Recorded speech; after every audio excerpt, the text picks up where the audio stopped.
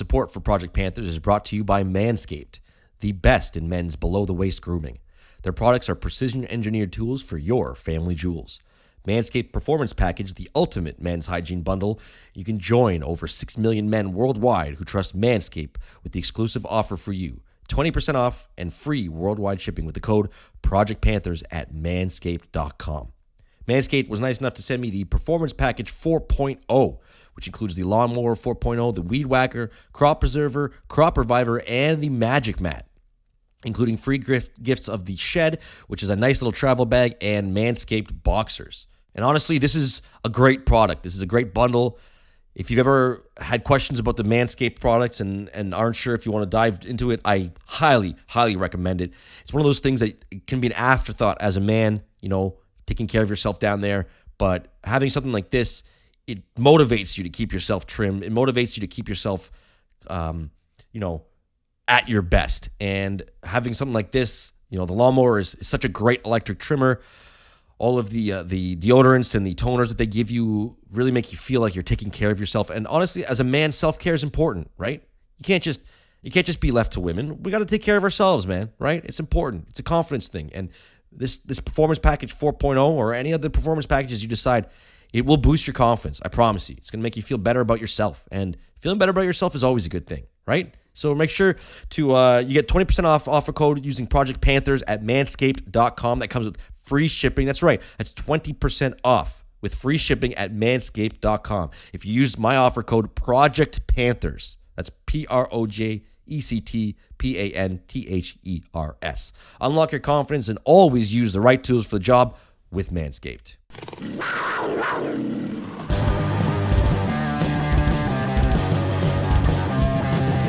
Hutchins wins the battle. Right behind the net, out in front, score! There it is, first as a Panther for Eric Stahl. Welcome to Project Panthers, a weekly podcast discussing your Florida Panthers. Now, here's your host, Brunswick.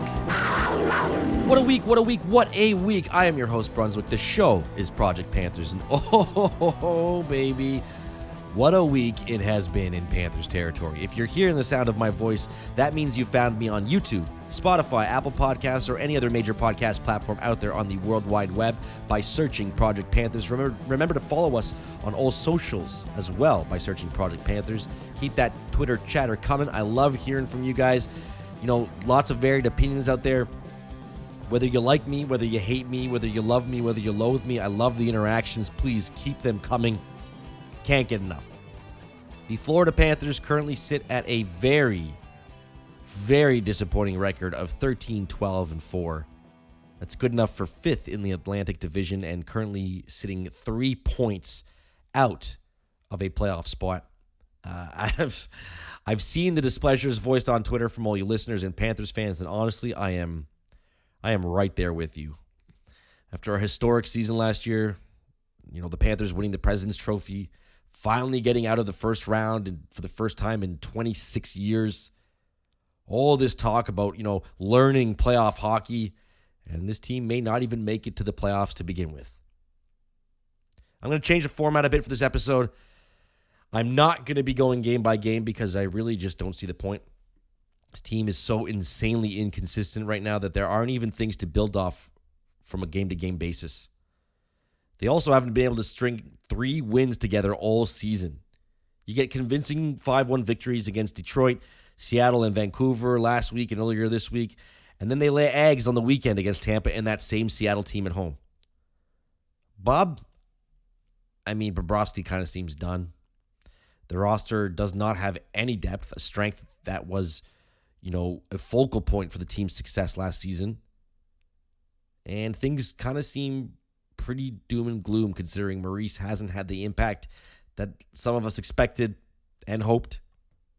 So I don't really have the desire to talk about game-to-game highlights. So I hope you'll still stick with me for this episode because I do, however, I wanted to discuss all the concerns and some positives that I do have with this team. There aren't a lot of positives. I'm not going to lie. This is mostly going to be negative stuff. But, sometimes Misery loves company. So join me on this wonderful trip as we go through this Panthers team and talk about all the shit that's pissing us off with them because, man, it's a lot, folks. It's a lot. Let's start right with the most obvious spot, I guess. Right in the back of the net. Goaltending. You know, the aforementioned Sergei Bobrovsky. He's having his worst season as a Panther. One of the worst seasons of his career, and that is saying something, considering how bad he's been with the Panthers over the years. His record right now sits at 5-8-1. He's got an .884 save percentage, a goals against average of 3.58. Just not going to cut it. He looked good to start the season. I will say, he in that Islanders game, you know, he kind of won that game for them to start the year. He was challenging players, cutting off the angles. He looked confident, but that Bob is gone, unfortunately. And he has regressed into his old habits of struggling to make a save, inconsistency with rebounds, and just overall performance. He's bottom 5 in the league in both save percentage and goals against average among starting goaltenders. What more is there to say, you know? I tried not to blame Bob for too much over the course of his career with the Panthers. It's really hard to live up to that $10 million contract, and it does seem that he's put a lot of pressure on himself to live up to that contract, which is unfortunate, but there's a human element to this game that we all have to consider, and it seems as though Bobrovsky's human element has gotten the better of him. I don't know what else to say about him. I think his contract has to go this offseason. It has to. You know, Spencer Knight is now the team's number one. Yes, he's still shaky at times, but he's just so much better than Bob. It's not even close. He's got an 8-4-3 record, .919 save percentage, .264 GAA. He's given up almost less than one goal a game than Bob is, and it's noticeable. It's very noticeable with Knight and net. The team has a much higher success rate of winning. It's obvious. He keeps the team in most of the games. Again, he has his dud outings. Had that bad game against Winnipeg recently, but overall, he's been stellar. And it's a shame he went down with a cold before this weekend's back-to-back games because they were important, trying to build off that Detroit game, but they just couldn't get it done. And I just don't see how, after this season, you keep Bob and Spencer Knight. That's $14 million tied up in. That's more than $14 million tied up in goaltending, which wouldn't be so bad if $10 million of it wasn't basically being thrown into the dumpster. I think Zito's going to entertain every possibility he can this offseason to trade Bobrovsky. I really think he's going to do everything he can. And if it comes out that they're going to buy out Bobrovsky and take that $6 million cap hit for the next few years, then just know that he tried his darndest to move him, and there was not any takers. And if you're asking me, I don't see how there are any takers for a $10 million backup goalie. Because even if they buy out Bob and it costs them $6 and change million, and you sign a backup for Spencer Knight for even $2 million, that's $8.7 million. You're still a net positive in terms of what you would have spent on Bob, and you'll get probably similar numbers, maybe even better numbers than Bobrovsky's for a backup goalie, whoever it is you end up signing. It just seems to make too much sense on paper. And Bob was turning it around last year, but with his performance this year, it does seem that he is maybe even on his way out of the league, not just the Panthers. I don't know. Some of the blame can be put on goaltenders, for sure, but some of that blame has to go to the defense for this 13-12-4 record. The Panthers are 24th in the league in goals against. They are even 0-0, 97 goals for, 97 goals against, but they are 24th in the league in goals against. That's, again, not very good, especially when Maurice was brought in to play a more defensive style game. Well, they're scoring a little less, so sure, but they're not exactly defending the goals. So, tough to quantify what impact Maurice has on that aspect of the Panthers game up to right now.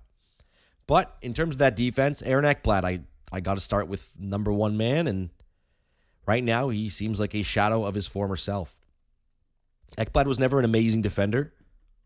I'm not going to lie. He's never been a Scott Stevens or anything like that, but he's taken a big step back this year. Seems to be playing a bit more timid, a little more cautious, prone to making a few more mistakes than usual. I don't know if this is his knee injuries and him either having issues with those knees or if those issues have created some fear in him. That's pure speculation on my part. I have nothing to back that up. Just from years of watching sports and knowing how athletes react to injuries, maybe this is what's happened to Aaron Ekblad in this situation. I don't know. What I do know is that he's a team worst -11, and he was -7 this weekend against Seattle and Tampa Bay. He's only been a minus player once in his entire career, and that was back in 2016, 2017, and that was the Tom Rowe year. So anything that happened that year, I just don't count, really, because that was a black hole of disaster and misery. But honestly, he's kind of getting to the point where he almost feels borderline unplayable in front of his own net. I don't want to say useless because that's a pretty harsh word, but he's often knocking players into the goaltender. We saw it with the Barkov goal in the Seattle game, or he takes a penalty because he can't seem to handle the commotion in front. Doesn't seem to be as strong as he needs to be on his feet to push a guy out of the way. And he's also not contributing offensively. 0 goals, 4 assists in his last 8 games, a -9 in that span while averaging north of 25 minutes a night. It's not encouraging.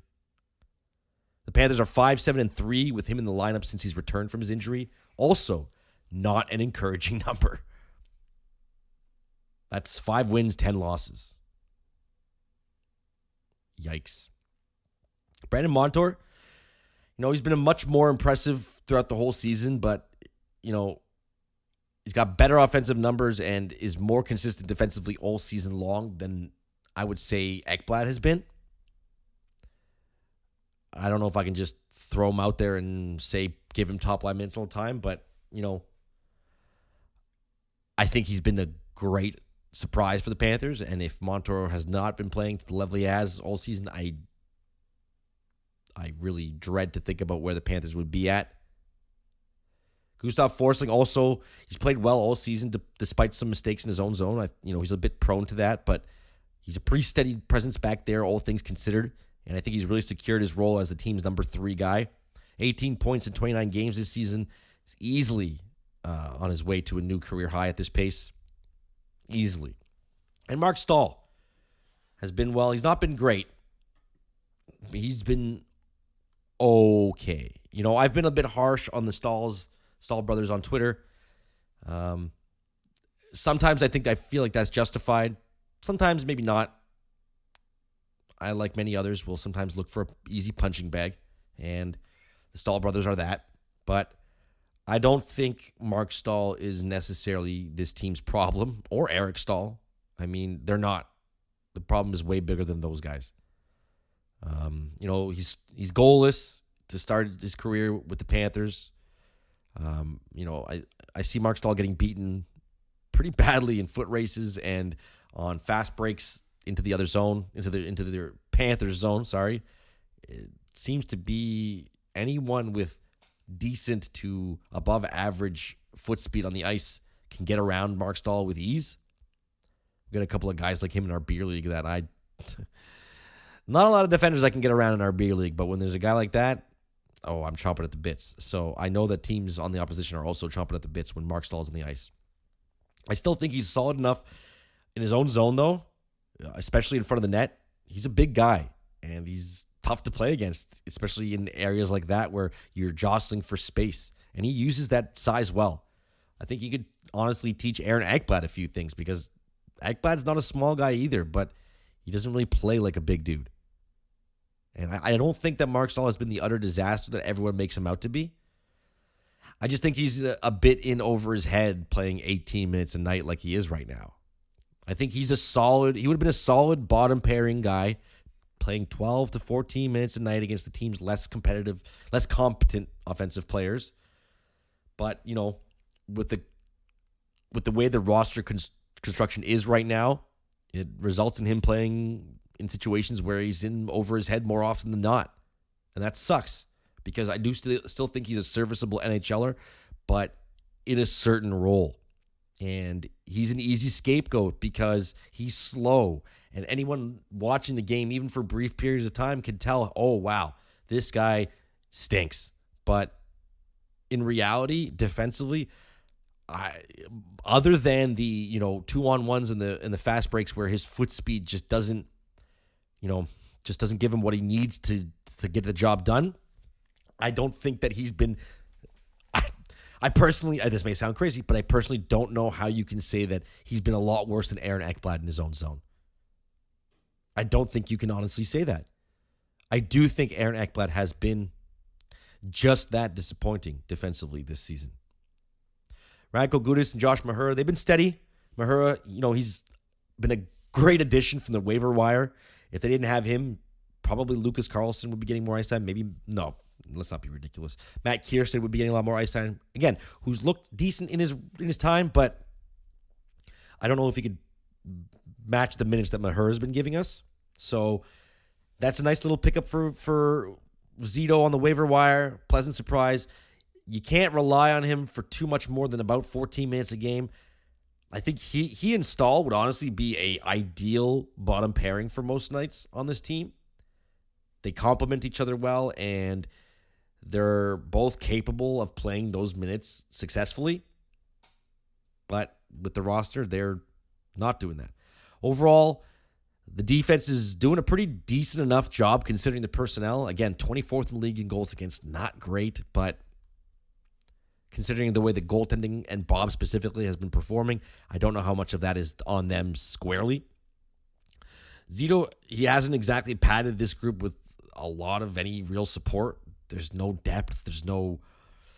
It's tough. Like, they're two major injuries away from being in absolute shambles. I don't think they're the main problem, but like goaltending, I don't see the solution being found in the defensive core either. The roster is kind of stuck the way it is, and whether you liked him or not, the team is missing Mackenzie Weegar's minutes this season. He ate a lot of time, and Ekblad seems to be feeling it more than anyone. He seems to be feeling his loss specifically more than anyone, and he seems to have really relied on the defensive play of Mackenzie Weegar more than we ever thought, because Ekblad is just not that good right now. He's just not that good right now. Speaking of Mackenzie Weegar and that trade with the Flames, Matthew Tkachuk, Matthew Tkachuk, Chucky Cheeser, chucking cheese and chucking Matty Tkachuk. Sorry, I don't know what that was. Matthew Tkachuk, though, he has been dynamite offensively, literally carrying this team himself on some nights. Like, it's no one does anything, and then Matthew Tkachuk has 3 points. That's been the theme a few times this season for sure. He's got 37 points in 27 games, on pace for another incredible season. No drop-off without Gaudreau at all. He doesn't even need Barkov because Barkov has not been around while Tkachuk has been running this team. So it's all Tkachuk. It's all Matty Tkachuk and being 4 feet in front of the net and just tipping pucks home. His handles are insane. That goal he scored on the 2-on-1 this week was just filthy. However, he, along with Sam Bennett and Radko Gudas, this is not a fun stat, folks. They make up 3 of the top 5 penalty takers in the entire NHL. And although the Cats' PK has improved to 18th in the league at this point, much better than the bottom feeder that they were at the start of the year, it still isn't a good sign when 3 of your pretty important core players are taking that many minor penalties. Seems like Bennett and Tkachuk specifically are prone to stick infractions, something they both desperately need to work on because it is out of control how many times these guys take lazy, silly penalties. Just put your stick down and you won't get called. A parallel stick to the ice is almost always a penalty. That is a rule in this day's NHL. But Bennett has also had a great season offensively. He's got 22 points in 29 games. He and Verhaeghe have really been picking up the secondary scoring for this team, something that there really is not much beyond the both of them. Verhaeghe's got 15 goals to start the year. Been a total blessing. He's been clutch. He'll easily hit 35 goals this season if he keeps up this pace. Alexander Barkov, his mystery illness from a few weeks ago turned out to be pneumonia. Kept him out of 7 games this season. He still doesn't look 100% on the ice, and he's nowhere near that threat offensively this year as he has been in the past. I don't know if he's just missing Huberdeau. He's only got 5 goals and 14 assists in his first 22 games. Last year at the 22-game mark, Barkov had 14 goals and 25 points already. So the numbers are incomparable when it comes to goal scoring. He's just not a factor right now with the team. I don't know if it's the Huberdeau effect. Is it the new dad effect? I know he had a baby over the summer, so maybe he's not getting any rest. I mean, I can definitely relate to that feeling. But again, that's just pure speculation on my part. I have nothing really to back that up. So I don't know. But Barkov needs to step it up and start performing the way he can, whether it's illness-related or what. But once he gets up to 100%, this team needs him.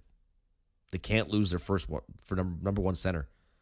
And this team is supposed to be building with Barkov in the future, and this is not a good sign. But Barkov has these little lulls in his game, and if he is still recovering from pneumonia, there could be a slower recovery rate there for him, and maybe he's still feeling it, and we'll see as he progresses. But I will say, last night in the empty netter against Seattle, his lazy-ass back check on that Seattle empty net goal was pretty gross to see. Not going to lie. Barkov is supposed to be he is the leader. He's supposed to be the defensive example for our forwards, and it's not a good example to show. I didn't like that at all. Haven't seen a lot of that from Barkov in his career, so it's a little concerning if you ask me. A little bit. Aatu Luostarinen, he's been a pretty welcome surprise to this team's offense, contributing a little bit to that secondary offense that they're lacking so much. I mentioned on the show at the start of the season that I was really hoping for him to take the next step, and he has. He got 7 goals, 15 points in 29 games. A 40-point year from him would be a really great step in the right direction. But speaking of taking steps in directions, Anton Lundell has taken a step back. The dreaded sophomore slump seems to have hit him a little bit harder than expected. He's only got 4 goals this year, but thankfully 3 of those have come in the last 5 games, so trending in the right direction, and hopefully he's turning the corner offensively. He's still playing great defensively. Maurice has kept him on the PK throughout the season. I think the offense will come. I'm really not worried. Some of Zito's depth signings have been hit or miss. Eric Staal has been a big point of discussion for many Panthers fans, and I think he, along with Mark Staal, are easy scapegoats and easy people to blame, but, he was signed at league minimum, and because Paul Maurice loves veteran forwards, he plays them all the time. He's getting 13 minutes a night. He's the number 1 penalty-killing forward on the team. Although I will say that PK has improved since Staal came along, so there is that. I can't knock him for that. He has literally improved this team's penalty killing, but offensively, he's not capable of contributing much anymore. He got his first goal of the season last night, but he's not brought on to be that guy, though, right? We can scream all we want about Eric Staal and fourth liners and all that, but the whole team is accountable for the performance on the ice. And that guy is easy to blame. He's the new guy. But is it really his fault? You really want to blame Eric Staal for a 13-12-4 start? Come on. That's asinine. He's been decent enough as a fourth line guy. I wish he played a little less, but he's not the problem. Speaking of other depth players, Zito did do a good job signing some depth guys in the AHL, Zach Dalpe and Chris Tierney. They were mainly signed as AHL signings, but they've come in and contributed almost immediately with the Cats at the NHL level. Both are veteran guys who have played in the NHL before, so moving them up is not as drastic as of a change for them as it might be for some of the younger guys like Denisenko and Heponiemi. Nick Cousins has also turned it around a bit after a less than quality start to the season. He's become a solid option in the bottom 6 over the last 15 games or so. Not contributing much offensively, but again, he's not here for that, right? He's here for defensive ability and mean mugging on the bottom lines. So he's improved in that front. Sam Reinhart, he's been a total dud this year. After a career year last season, hopes were high, at least from my perspective. I had high hopes for him. I did. He struggled out of the gate to get goals, and he seems to have regressed after getting a little bit of a streak there. He seemed to be turning the corner, but he's only got 1 goal in his last 9 games. So he's regressed back to the start of the season. This is that secondary scoring that the Panthers desperately need, and they have not been getting this season. Colin White, he's disappeared after a good start to the year. He's got 1 point in his last 10 games, and he's borderline invisible on most nights. I literally have trouble noticing him when I'm watching these games. I genuinely try to watch him and see what he's contributing, and he's just not contributing that much. Now, coaching, one of the big discussions over the offseason and one of the big moves the Panthers made, bringing in Paul Maurice. They brought him in to play playoff hockey, smart defensive system with a cunning offense. I don't think we've seen a ton of that this season. Some glimpses, though. Some glimpses for sure. When the team is completely on and playing cohesively, they look great. They do. They also seem to play some pretty decent shutdown hockey with a lead. But it's a little too few and far between. It's not consistent enough. Not consistent enough in a multitude of ways. The team is often down early because they don't seem to be ready at the start of puck drop. That's a coaching thing as well. The boys are not ready at the start of the clock at 7 o'clock or 7:07. Like, what's the point, right? What's the point of showing up for the game if you're not ready to start? Not what I like to see.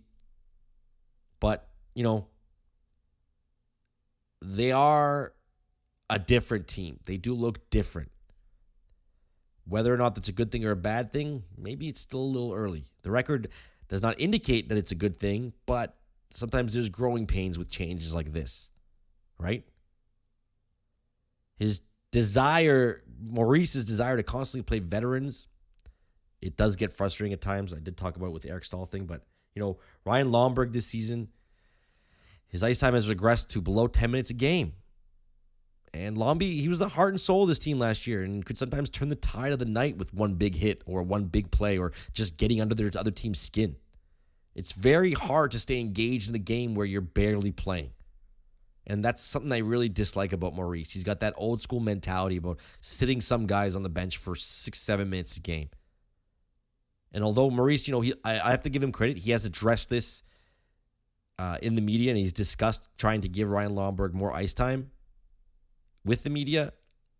It again has regressed back to the norm lately, where he's getting under 10 minutes a game. And a guy like Lomberg has to stay engaged in the play, in the game. And, last night, a little bit this different situation considering he took the match penalty, but he needs to stay engaged to be a force and to have any sort of impact on the game.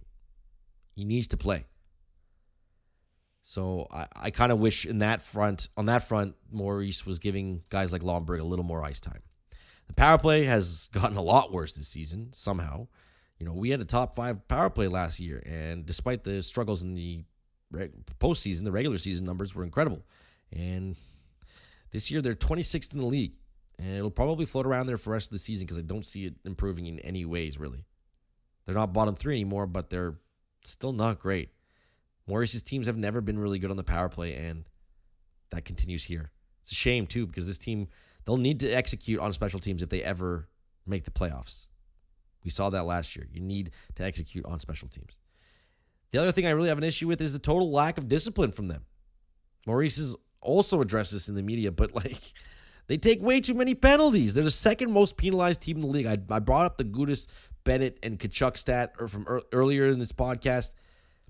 They don't have the penalty killing numbers to back these penalties up. This group has always been undisciplined. If you go back to the penalty numbers over the last few years, they're always in the top 5 for penalties taken. But I was hoping Maurice would at least put a stop to that or bring it down a bit with his philosophy, but I guess not. I literally had our last episode titled as Discipline because it was a point of concern, and it's only gotten worse since then. I do have to say, though, I did love him tearing into the team in the Seattle game. I can't remember the last time I saw a Panthers coach call a timeout in the middle of a game just to chew the team out for an entire 30 seconds. Unfortunately, they didn't really respond to it, but I did like seeing the coach get in their faces and not let this kind of bullshit play fly. Considering he's had a handful of games to play with less than 20 skaters, I think Maurice has done a decent job overall. Playing with 19, 18 guys a night is not easy. I hate the sitting back on leads thing that the team is doing a lot more this year, but it's a necessary evil, I guess, right? The run and gun style was not working either. So that's why Maurice was brought in to emulate that style and to bring that style in. So we have to wait and see how long or what kind of success will yield from this style. Right now, it's still a little too early to tell. Plus, the roster is in absolute shambles. And speaking of that roster, it's time to go on to management. And honestly, some of the blame for this season for how this season has turned out has got to fall on the shoulders of Bill Zito. I see a lot of folks online going for Maurice's head, but he can only coach what he has. To pretend that he has the same depth and skill level that Coach Q or Brunette had last year, that's just unfair to Paul Maurice. And yes, I understand that Zito didn't sign Yandel, so I know. Trust me, I know. You can keep telling me on Twitter if you want, but I know that Zito did not sign Yandel and he didn't sign Bobrovsky. I'm aware of those two facts. So I know that's a mess that he inherited. He chose to buy out Keith Yandel. Probably the right move. Yandel is not even in the league anymore. He's retired. Probably shouldn't have played last year. The Bobrovsky contract, again, that hangs around his neck like an albatross. A contract he didn't sign. But it's now his mess to clean up, right? He knew that when he took the job. Those contracts existed when he was hired. He's tried to clean it up, and some things have blown up in his face. Last year, he decided to go for it all at the deadline. He traded away this year's first-round pick for Ben Sherratt. I have voiced my opinions about this trade many times on this podcast, but I'll say it again. Easily the worst trade of his GM career. Montreal completely fleeced the rookie general manager on that one. If Zito knew the season was going to be tough due to cap constraints, which again existed already because Bob's contract was there and Yandel's contract was there, and he knew he was buying out Yandel and he bought out Yandel, why would he risk sending a first-round pick to a divisional rival for a rental player? I don't even care that it was a rental player of Ben Sherratt's quality because that's irrelevant. He sucked for the Panthers, but it doesn't really matter in this discussion because he just wasn't going to sign regardless. Even if he traded a first-round pick for Giroux, who didn't suck and performed well, he had to have known that there was a risk that this team is not going to be as good this season and might not make the playoffs. He didn't even top 10 protected pick. If the Panthers win this lottery, if the Panthers miss the playoffs and their pick wins the lottery for Connor Bedard, Bill Zito will go down as one of the stupidest general managers in history. Worse than Toronto trading their first-round pick for Phil Kessel that ended up being Tyler Seguin. I can't even fathom the possibility of something like that happening. Like, I got goosebumps just saying it out loud.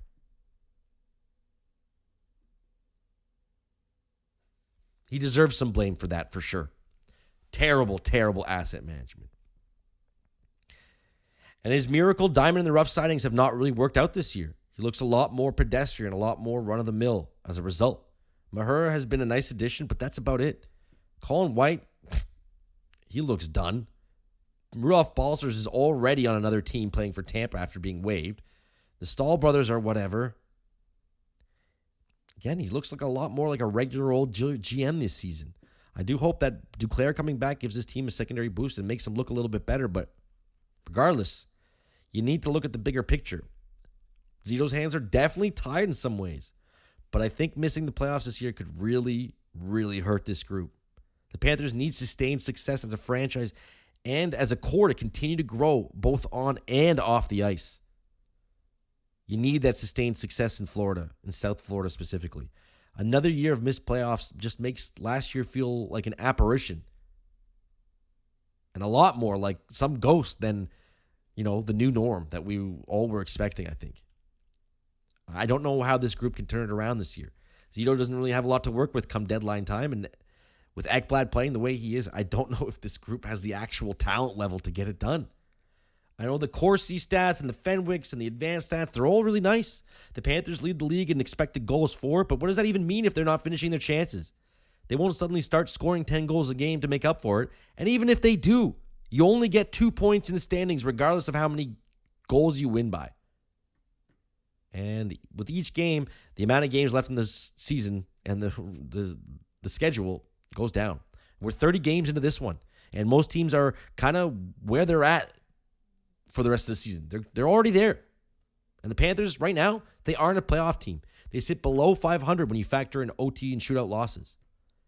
And things are only going to get tougher for the Panthers as the season progresses. They're surrounded by a ton of teams vying for very few spots in the postseason, and it's clear that what we've seen from them up to this point just won't cut it. That's it. They won't cut it. Are they better than Montreal? I don't know. Are they better than the Rangers? I don't know.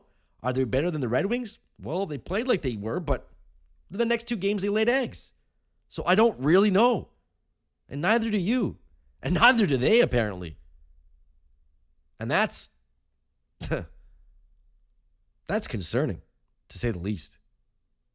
Now, you can keep up with all things Project Panthers by following us on Twitter and all other major social media platforms by searching Project Panthers. Send your questions into projectpantherspod@gmail.com. This week's question comes from Dana in Boca Raton down in South Florida. Dana asks, do you think Brandon Montour should be getting more minutes than Aaron Ekblad? Well, first of all, thanks for the question, Dana. I don't know if we can be so quick to place Montour into that number 1 spot. I know he excelled in the small sample size at the start of the year, but that's not the easiest spot to hold for an entire NHL season. And Montour actually played the most out of any defender this past weekend, and we saw that it did not yield positive results for the Cats, and they got outscored 9-3 in those 2 games. I don't think Ekblad's ever going to be Chris Pronger out there, but this is his defensive core. He is the leader, and I don't see him giving it up without a fight. Competition breeds success, though, so I hopefully the two of them can push each other to excel to that next level, because, boy, does this team need it. Thanks again for the question, Dana. Remember to follow us on all social medias. Keep the interactions coming. I love talking Panthers online, whether we disagree or not. It's all welcome. Also, remember to take advantage of our special offer code that you heard at the top of the show.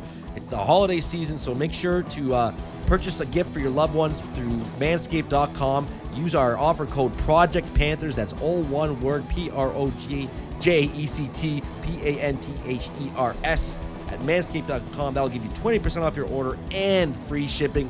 Top quality products, friends. I cannot recommend them enough. I'm really hoping a lot more from this team in the coming weeks. We need more if they want to make the playoffs, and it's playoffs or bust, baby, because what else is there to live for right now if they're not, as a Panthers fan, if they're not getting W's and fighting for a playoff spot, right? Go Cats, go. Have a week.